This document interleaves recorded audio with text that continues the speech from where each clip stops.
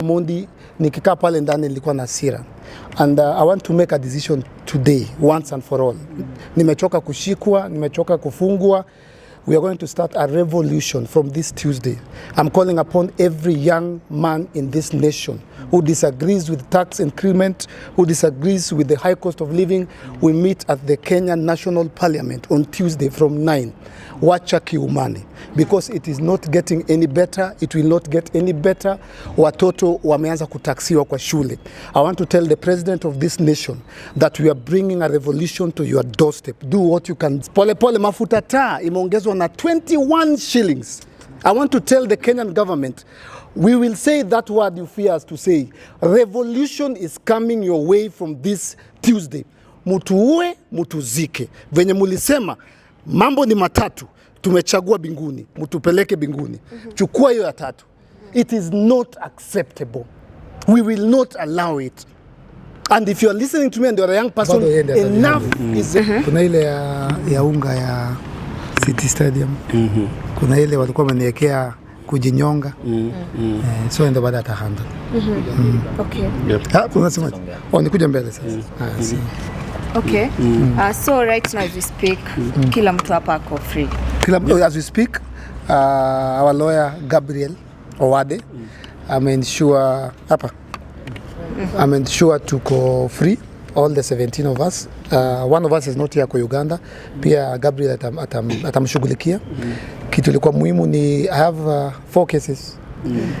And this was the heaviest one, Lambia Gabriel, because it involves people's brothers, husbands, fathers, 17 people. Zile ingine ya City Stadium nilikuwa peke yangu tukipeana unga. Kuna ile ilikuwa najaribu kujinyonga pale, kamba ikaniangusha. Singekuwa hapa leo. Ikaniangusha. Kuna hiyo pia, hizo ni individual, niko peke yangu. So those ones we can handle. But this one niliona at least to release our vijana. Waendelee na job zao. Sio kila time mazee, next month, next week. Wengine wana travel, wengine wako na arrest warrant. Wengine mabibi zao wanapani kama saizi wameona kwa hizi mablogs juu 1 month. Na get. So wacha waendelee na job yao. Si tuendelee na vita warakati. Eric, tumeona umepost kwenye page yako about you being jailed for 1 month and your team ama mtoe 10,000. So maybe utuelezee mmetoa hiyo 10,000, mmemanage aje kutoa 10,000? Are you free now as we speak? Tumetoa hiyo 10,000. Mimi nilikuwa nimekataa kutoa hiyo 10,000. That is 170,000. Hiyo ni pesa tunaweza saidia nayo watoto kwa hizo children's home. Ni pesa tunaweza wekea watu fuel, watu wanduthi. 170,000 is a lot of money in this economy. So tukiwa pale chini nilikuwa nimekataa. Nisema mimi nitaenda hiyo jela. Hiyo 170 tulikuwa nayo ipelekwe children's home. Si tuende tulale huko tukule chakula ya serikali. Juu hakuna huku nje hakuna chakula. Ni vile sasa nimerealize niko na watu. Siwezi wapeleka huko ndani. Mimi nilikataa kulipa tu. Nilisema sitalipa 170. It can help somewhere else. Hata niende huko inda penye kuna at least kuna place kulala, kuna rent, kuna stima na kuna chakula. So tumekuwa na meeting ndefu hapo. Ananiambia kwa hapana. We lipa tutoke tuende tu. Tufanye shughuli zingine. Julo ashafanya kazi yake. So to answer your question, yes, tumelipa na sasa tuko free. Or rather hawa wako free. Okay, what about yourself? Mimi nataka kusema kwamba tumekuwa na safari ndefu sana. Tumeandamana, tumeshikwa, that's why tuko hapa kwa jela. Serikali ya Rais Ruto alituahidi vitu mingi, hajafanya hata moja. Alituambia akiweka Biblia chini, unga itaenda chini. Kuna clip na trend akisema kwamba tax zitaenda chini, akisema kwamba mafuta zitaenda chini, alikuwa amevaa nguo ya white. Akisema mkitupatia chance na tukiingia serikali itahakikisha mama mboga na huyu mtu wa bodaboda atakuwa na serikali, na huyu sana mtu wa bodaboda. Sasa jana usiku wameongeza fuel. Wameongeza fuel jana usiku. Mimi as Eric Omondi nikikaa pale ndani nilikuwa na hasira. And I want to make a decision today once and for all. Nimechoka kushikwa, nimechoka kufungwa. We are going to start a revolution from this Tuesday. I'm calling upon every young man in this nation who disagrees with tax increment, who disagrees with the high cost of living, we meet at the Kenya National Parliament on Tuesday from 9. Wacha kiumane, because it is not getting any better, it will not get any better. Watoto wameanza kutaksiwa kwa shule. I want to tell the president of this nation that we are bringing a revolution to your doorstep. Do what you can do. Do your best. Enough is enough. Those were your own words when you are campaigning. Enough is enough is what you said when you are standing there ukifanya debate. And I'm telling you, Bwana President, enough is enough.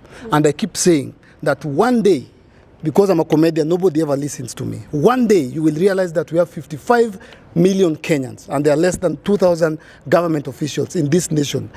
I am telling you, this coming Tuesday, I'm calling upon every young person, every Kenyan, mama mboga, boda boda, weka fuel kwa boda boda yako, tupatane parliament, because if we do not stop it, something else will happen next week. I keep saying it. If we do not stop it, something else will happen next month. Inaenda pole pole tu. Pole pole, mafuta taa imeongezwa na 21 shillings. I want to tell the Kenyan government, we will say that word you fear us to say. Revolution is coming your way from this Tuesday. Mutuue, mutuzike. Venye mulisema, mambo ni matatu, tumechagua binguni, mutupeleke binguni. Chukua hiyo ya tatu. It is not acceptable. We will not allow it. And if you are listening to me and you are a young person, enough is enough. No government is unuprootable. It is constitutional. The people have the power. If you do not listen to the voice of the majority who put you in that office, truly, enough is enough. Hii Tuesday, tunakuja kwa hiyo nyumba ya Wetangula, atuambie amepanga aje. Okay. Kaila, how old is my daughter? Hata hajaanza shule, ashataksiwa swimming pool. My daughter Kaila will not walk through the, I promise you, Eve Mungai. Mtoto wangu atatembea, venye mtoto ulan kutembea. I will not allow atembee in this nation na hizi taxes nenda juu. Okay, of course we've seen you do this. Yes. It's not going to be the first or the second time. We've done it over and over again. Yes. And nothing happens. Actually, the only thing that happens is we see you arrested, unashikwa na watu, unatoka. Like, imekuwa tu mazoea. What is going to be different this coming? It has to be different. If I agree with you, when you do something the same way over and over again, you cannot get any different results. Yeah. And you're right. This time it must be different. That's why I'm not afraid to use the word revolution. That's the only thing that will help us. It will never change. Omondi protesting, Omondi arrested, Omondi released, Omondi, it's the same old.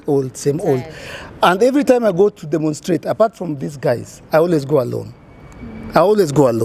Nikienda kupeana unga nilikuwa peke yangu. Nikienda kujinyonga nikiwa Kisumu peke yangu. For the very first time I'm going to call upon other young people. You know, you are reading newspapers. You know what happened last night. Watu wa boda boda, nyinyi ndio mnaenda kwa Shell na Rubies na Ola. Mnajua penye na wauma. We must stop this now.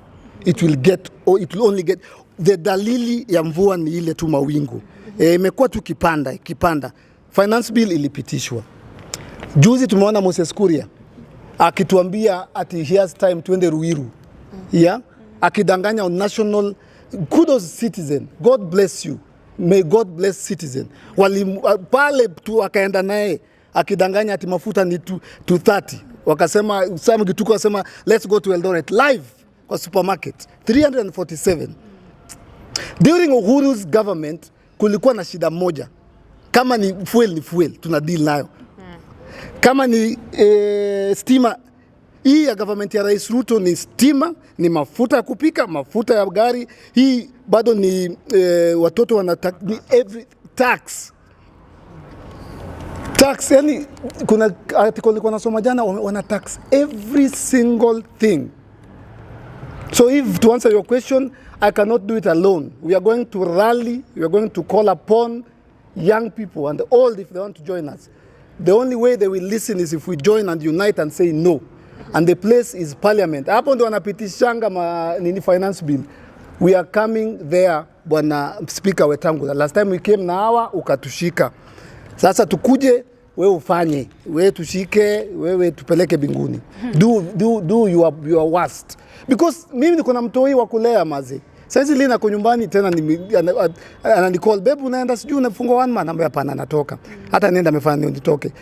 We have things to do. Venye leo amesema. Mimi niko na comedy ya kuchekesha watu, niko na mtoto wa kulea.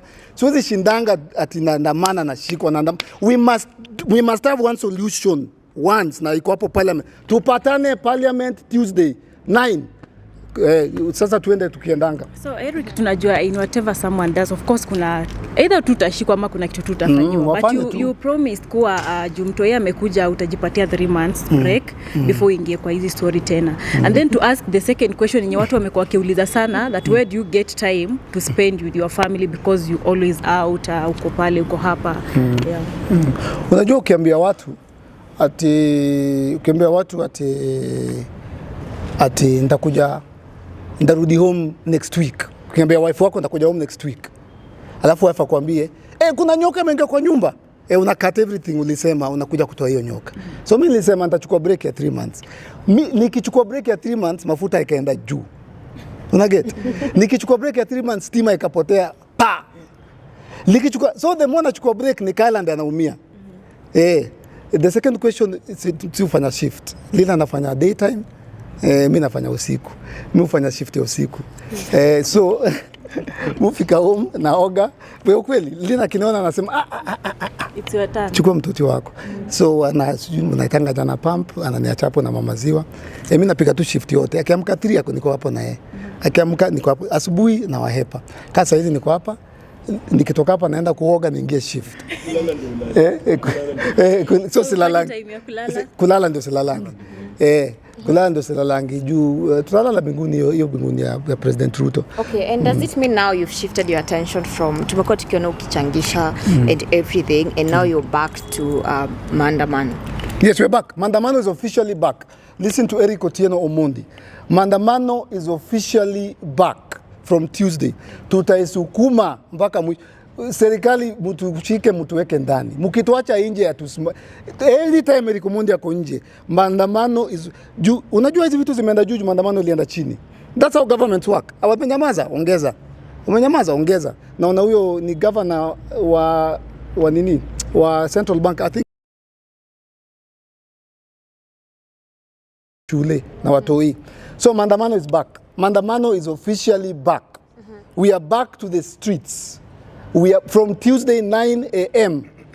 Huwa sisemangi, nimechoma leo nimesema tunaenda parliament.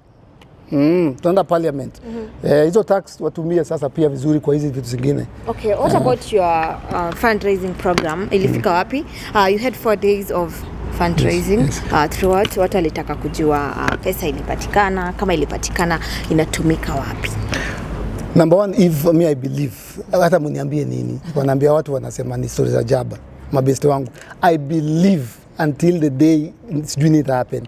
I believe stima ilipotea, ile siku ilipotea juu tulikuwa tunataka raise 50 million. You cannot tell me anything. I have my reasons. Kwa nini stima haijapotea jana na leo na last year na last week? Na last year but one. Na 10 years ago. It happen. Alafu I went 17 minutes into my life, 17 minutes. Stima ikapotea. Naona tu Facebook imetoka from 3000 ikana Jimmy akaniambia, government to hack. Facebook haiendi. Akasema, budi start. Akistart TV from 2300 ilikuja mpaka 500, ikakuja 300. Tukasema, Minister of ICT government alijipanga wametu hack. Kuangalia pale kwa nini kwa comments watu wa Bungoma hakuna stima. Stima imeenda. Stima. They knew the power of that fundraising was people in Kitale, Bungoma, Kilifi sending 1 bob. So ukiwakatia stima huko Kenya yote, ukikata stima hata Nairobi, mimi nitaendelea na power bank. Na watu wako Bungoma watatuma ama watu wako Mombasa. I believe because kwa nini stima ikupotea jana? But why would they do that? Because I believe the fundraising was about kusaidia watu, hiyo pesa ilifanya. Umesema nini bro? It's called sabotage. The government health system is not working. Watu wanakufa na makansa na kidney failure, hospitali hazi work, hazina madawa. So the moment Eric Omondi raises 50 million because we believed, tulikuwa napaka watu kutoka US, I think wako na intelligence zao, wanasikia ngama phone call zangu. So if Eric Omondi can raise 50 million within one night, then Eric Omondi will expose their rot. Mimi nikichukua ile mtoi nimpeleke India, nichukue mama nimpeleke Kenyatta, chukue huyu ni watibu na expose the fact that hawa hawezi fanya hivyo. So it exposes the government. So the government comes and sabotages. Hakuna venye mtaniambia hata walichoma wangengoja hata 3 hours hata midnight. It was 17 minutes. Niliangalia hivi. Tulianza introduce nini nikaona kwa comments hakuna stima, nikaanza kutrend Kenya Power, KPLC nationwide. You cannot convince me that stima ilipotea ati sijui kuna vitu zinaingishwa airport ati sijui ni Kenya Power has never explained it today. Nothing was happening that Friday. It was only Eric Omondi fundraising. What was happening? Hakuna kitu kona happen. Hakukuwa na concert kubwa ya Sauti Sol. Hakukuwa na, there was nothing happening in Kenya. Go check your records. It was only Eric Omondi. There was no major event anywhere in any city apart from you. So ilikuwa sabotage, and we never managed to raise that 50 million. Nikajaribu the second time, momentum chini, nilikuwa nimelala tu hapo. Are we going to do it again, or maybe your dreams were shattered? My dreams can never be shattered, and we're going to do it again. We'll change strategy. We'll go to that US, we'll go to the UK, we'll raise money. Yeah. Kuna shows tunafanya US, hata naogopa kusema hizi vitu siku hizi. Tunafanya fundraising America na UK na Australia, na ingine pia tunafanya hapa Kanivo. Na tunawaka na corporates, tunawaka na friends. We must raise the 50 million. Juu kuna watu tulipromise. Kuna dema anaitwa Masi ako India. Ule nilimuexpose mpaka nimeweka nini yake. Na tutamsaidia. Kuna huyu mtoi Mudeu, at least yeye anafanyiwa nini next Thursday. Ali cancel India. Anafanyiwa Thursday, anafanyiwa transfer. Kuna Laban from Nyeri alikuwa na heart nini. Kulikuwa na wale watoto wa children, so at least nilienda kwao nikawafanyia kitu kadogo. So the people we promised. Yeah? So nyinyi kukata stima sijui mnafanya nini. But me I'll repeat. Kenya Power ama Kenya government walikata stima juu ya live yangu. Mimi naambia kitu najua. Okay. There was no other thing. A few number of Kenyans wanted to know how is this money, the accountability, hiyo pesa yote kichangwa, how will we know hii ilitumika hapa, hii ilienda hapa? Pesa tunatumia, sisi ni watu tunaelewa how life works. Tunaelewa baraka zetu na tumebarikiwa na pesa zetu, and we will account for every coin, and the best way to account for money is first to do what you said. Accounting sio ati tulikuwa na 50 million 300,000. The first accounting is kulikuwa na mtoto alikuwa na kidney ameenda India ama amekuwa transferred, kulikuwa na mtu wa heart transplant. Tukishafanya hizo, hiyo ndio, that is the first form of accountability. Eric alifanya kitu alifanya, wacha zile za kina BN za how much money. Saa zingine kuna watu walituma do wengine hapo hiyo siku ya stima kupotea. Kuna pia production, kuna hata tunataka kufungua eneo wa Mkenya. Kuna pesa itatumiwa ya kufungua tu eneo wa Mkenya na maoffices, na kuweka secretary hapo, na kuweka daktari hapo, na kuweka watu wana receive cases. Juu pia kuna watu wanaweza kudanganya, anakupigia na kuambia ni mgonjwa na si mgonjwa. So this money will be accounted for. Tukifungua hizo offices kutakuwa na specialists, kutakuwa na office receptionist, matakuwa kuemploy madaktari hapo. Tuambia huyu hapana, huyu ni anadanganya, huyu ako genuine. So your money will be accounted for. And I notice too, unakumbuka nikianza na mambwembwe, nilikuwa naenda Lang'ata, women's natoa watu, naenda Nairobi West, naenda Mombasa. Hiyo huwezi hata ukue billionaire, hata ukue Wanjigi, hata ukue Chris Kirubi. Pesa yako itaisha.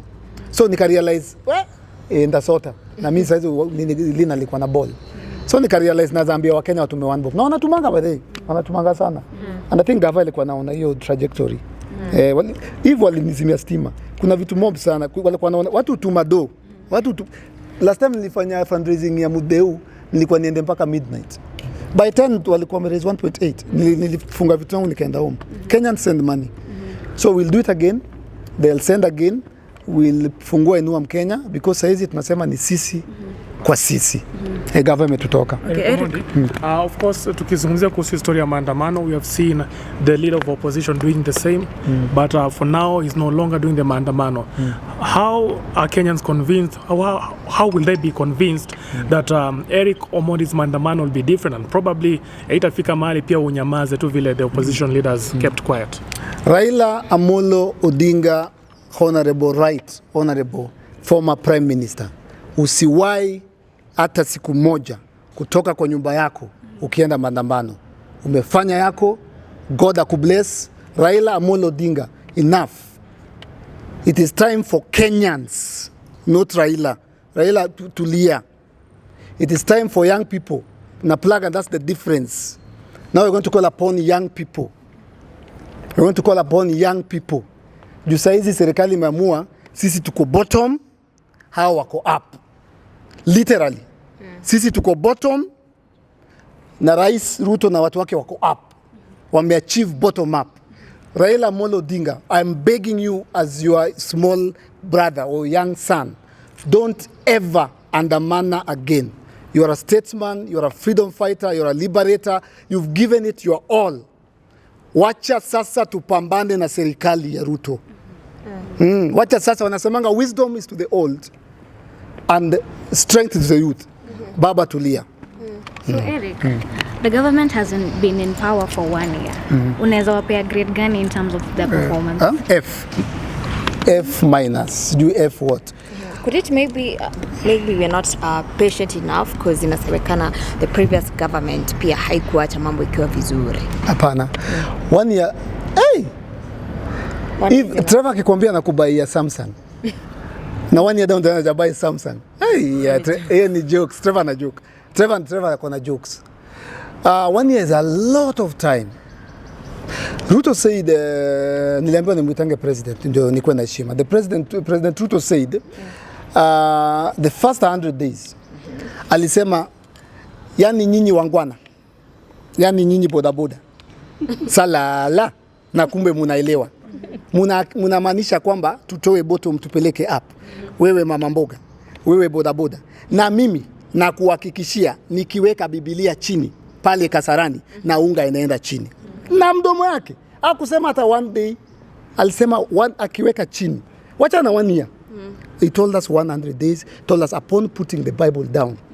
So this was supposed to happen instantly.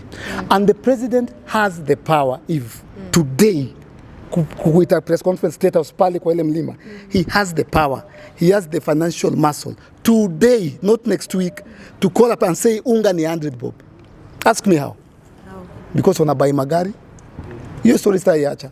Walibai magari za 802 million. Walibai Mudavadi na Gachagua na president na Masies.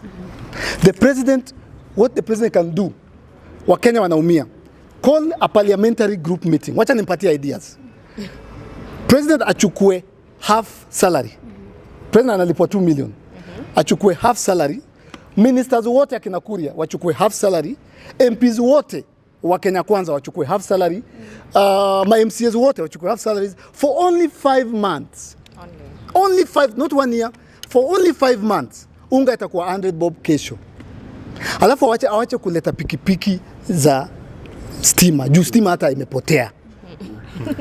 Stima hakuna ya ukweli, imepotea. Nilikuwa Kisumu wanakuambia 3 to nini tarudi time.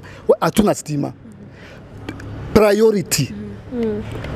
Venye Uhuru alikuwa anafanya nini? Sijui mnaziita subsidies. Mtu wa boda tu apate unga.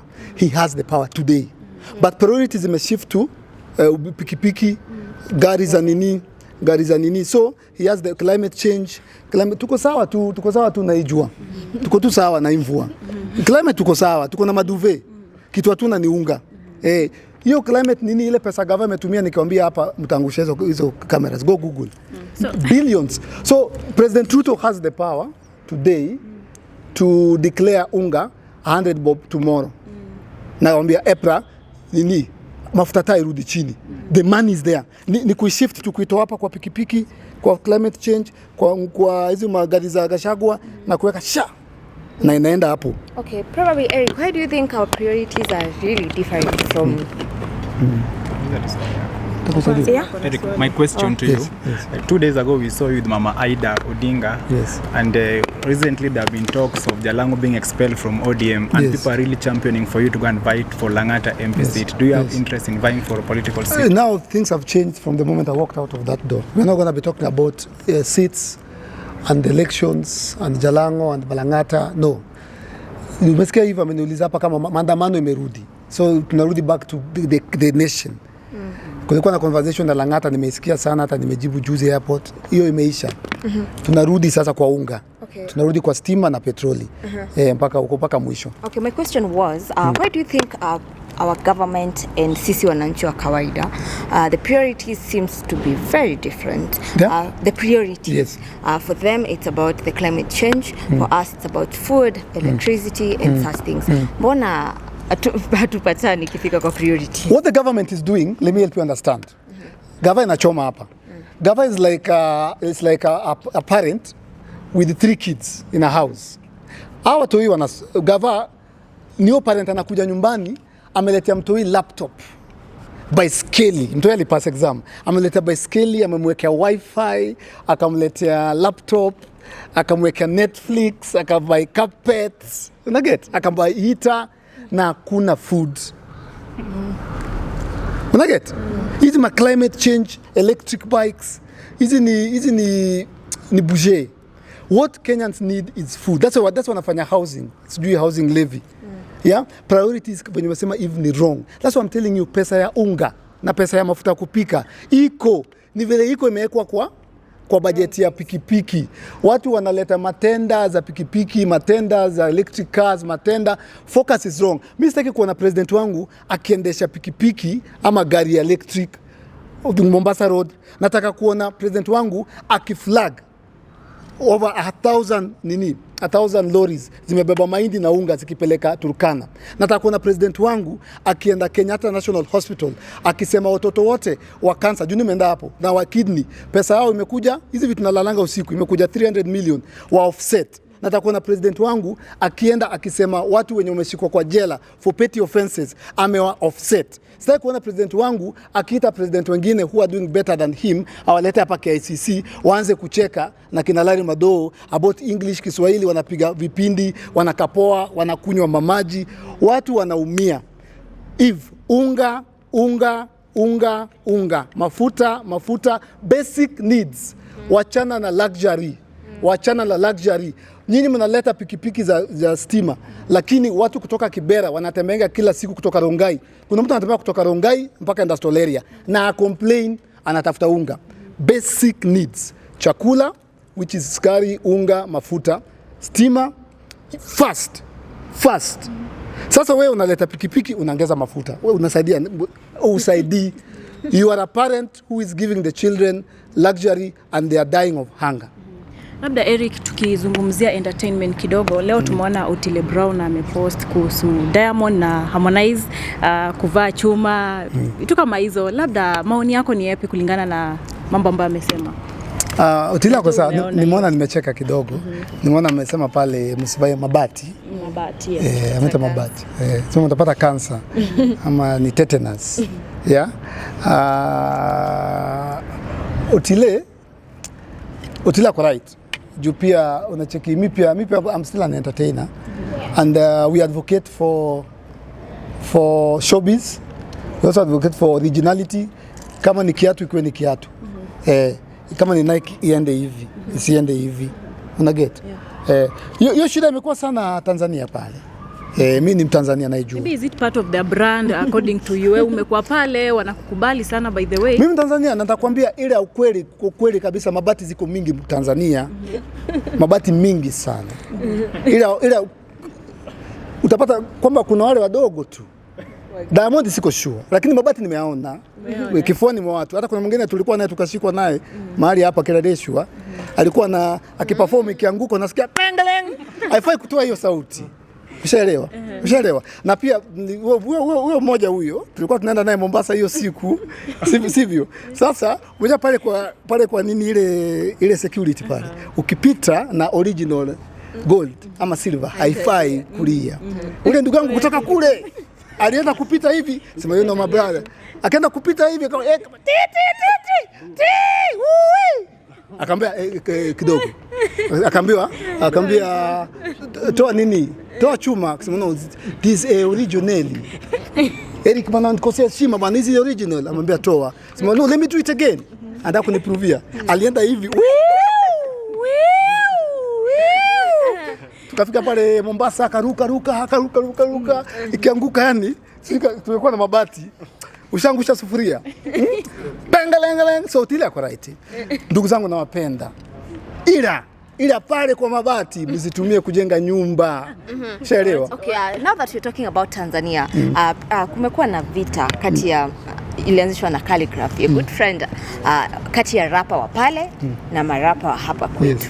Na ilitembea sana. I know you have huge audience there, but I'd like to know between marapa wa hapa kwetu na pale, wageni mnaona Saru, umesikia Saru? Imeweza. Saru alifunika. Kenyans won. Wakenya tulishinda vita. Tulishinda kikombe. Manake Calligraph kwanza yake hata wasikii. Wanaambia Riki anasema nini pale? Ile second verse bwana, sijamuelewa. Wanakuuliza anasema nini? Riki Calligraph ile anaenda haraka sana. Unajua Calligraph anasema hawasikii. Na ni kizungu. Ni matusi nini? So I let the win. Lakini pia Calligraph na us to give me credit. Because when I told them showbiz, walisema waachia tufanye kiki, tunafanya muziki. What he did was showbiz. Na alikuwa anatumia the word waamke wamelala. That is my trademark. I can sue him for that. During the time nilikuwa niambia wewe unapenda kipindi re, si tunaimba. What Calligraph did is what I was fighting for then. Una get? And it worked. So mimi nilisikia poa kama baba yao, kama mama yao, kama hiyo kitabu walisoma ni mimi niliandika. It really worked. But Kenyans, apart from Rosary, Watanzania tuimbe tusirapu. Tusirapu. Naomba tusirapu. Tutumie ile strength yetu ambayo ni kuimba. Umesikia rapu zao? Mimi hapa, wewe pale. Sisi kwa nini nyinyi mnakuja huku? Ila nyinyi hamtujui. Sisi hiyo ni kuongea. Nini muongea tu? Mnapiga story, ni uhondo mnatupa. Ile ni uhondo. Wewe msikize pale Saru. Mimi wamenipigia wangapi wakasema Riki Calligraph asema nini? Ule ako tu hapa hivi, ushaelewa. So Tanzania hizo mbili tu. Mabati tujenge nyumba. Alafu tuimbe ama namna gani? Okay, maybe the final thing, your good friend Bien, amepostiwa pale kwenye Nairobi Gossip. He was involved in an accident, but ameweza kusema yeye ako sawa. Maybe a word to him. Pole sana Kipara. I know you're safe. Umesema hapo God did. Mazi accident ni kitu mbaya sana because anything can always happen. So for once nataka kumwambia mazi utakuwa sawa.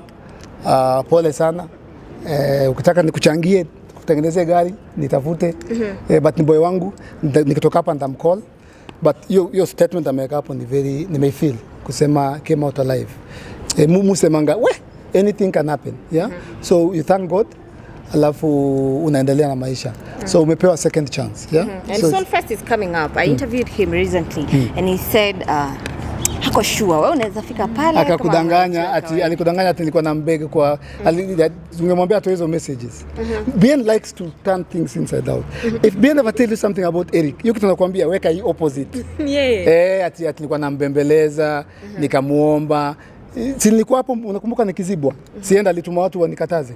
Si nilikuwa hapo nje for 1 hour. It was Bien alituma watu wasema Erika singia hapo. I was there for 1 hour, almost 1 hour 30 minutes. Nilikuwa na security wangu. Ni Bien alitumana Erika singia. Sasa anasema ati Harmonize. Na mimi nikamtext nikamwambia bro unanifanya madharau na nitaingia KICC. Na nikaingia. Na Bien akaanza hata nimesikia alifire watu. Alisikia sijui kuna security wawili walikuwa fired, team yake walikuwa na whole meeting. Ask Bien nakwambia. There was a meeting the following morning about how and why Eric Omondi entered. And are you planning they even don't give an official statement. Nakumbuka? Are you planning to go to this one that is coming up? Where? Soulfest. Soulfest ndaenda nataka kwa stage wakiperform. Ndaeka hapa kiti hapo nikae. Bien lazima ajue mimi ndio mwenye industry. So yeye akubali tu. Na mimi nianze kutushikane mkono tu shake na nimsupport. Juu akinifight mimi ndaenda extreme. Nitakuja ndamwambia sasa nitamwambia solo akiperform nitakuwa nimewekewa kiti ya king. Wakimba. Wakimba hivi na ndika table kadogo na juice na chai na mkate na mayai. Waziki wakimba hapa mimi nimekaa hapa na naangalia hivi. Alafu mimi utakuwa nasema next sasa muimbe Suzana. Alafu hivyo natika. Ndio utaselect. Yeye anasema Bien atoke kidogo awe kuja. So pia ni boy wangu lakini asifanye walifanya last time. The truth Eve is he stopped me and I was outside. There was out of fighting and embarrassment. Nilikuwa na nani? Huyu demo SP anaitwa nani? Si Liz. Betty can tell you the story. Kulikuwa na vita hapo hawa watu wangu. Na wakwambia Betty alikuwa anasema nini? Nikishout, sema Eric sio sisi ndio pigia BN. Ni BN. So my point is BN tried to stop me from entering using security and his team. Niliingia. So yeye akikuwa smart. Event iko when? Atume VIP tickets 4 zangu. Una get? Alafu akuje public nasema I've invited the president of entertainment who will be the guest of honor at this. Hivyo tu. Tatu ni za nani? Moja ni yako, hizo zingine moja yangu ya Lin ya security. Kaila hizi kuja kwa hizo kelele za nini? Za kina BN. Mi yangu Lin na security wawili. Security wawili tu. Na waniwekee mahali na waseme the chief guest. Does that mean you cannot support them? Unajua size tickets kwanza ni 20,000. Alafu akasema sikubuy tickets. KBN. You know vita ilianza akibeti angekuwa hapa. Vita ilianza juu tulifika nikatoa tickets. Nikaambiwa you can't go in. Nikasema these are tickets. Watu wangu wakasema tunaingia ama mtu refund. BN akasema bali ukweli akasema tu refund hiyo. Hapo ndo nikasema sitaki pesa naingia. Ni vita ilianza hapo. So I'll support them. I'll buy. Mi kubuy si mimi sasa nijibuy. Naza buy ya watu. Na I'll support them. Tickets ni 20k VIP. Ama show yote ni 20k. VIP. Na hiyo nyingine ni how much? Zidisha. Time 20,000. BN nipigie. Nini zimejaa? Wanasema hivyo but VIP zimejaa. BN kama tuacha kiburi nipigie I'll buy 200,000 worth of how many 20,000 are those? 20. Yeah, I'll buy. So one last question about politics. With everything you're doing, ni kama kazi ya opposition almost. So kuna wenye wanasema you could be a project of the previous government. Is that true? Saizi hiyo project nimesikia sponsoring politicians behind you.